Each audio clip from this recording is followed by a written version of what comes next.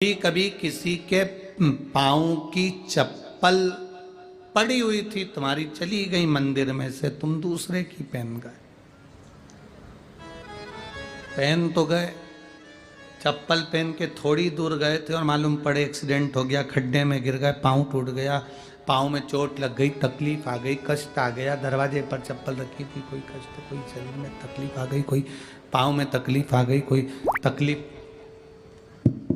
कोई कष्ट आ गया, कोई तकलीफ आ गई।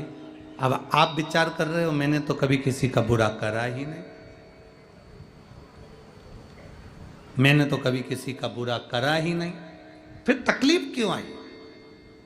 तकलीफ आने का कारण केवल इतना था कि दूसरे के पांव की पादुका जिस पर काल मंडरा रहा था वो तेरे पांव में आ गई, वो चली, उसका दुख तुझे भोगना, उसका कष्ट तुझे भोगना, कोई दूसरा नहीं भोगेगा, भोगना तुझे। शिव महापुराण की कथा कहती है 3 चीजों से दूर रहना, दूसरे की 3 चीजें हमारे पास नहीं आना चाहिए। एक पांव की चप्पल जूता, दूसरे नंबर पर छाता, तीसरे नंबर पर मांग का टीका।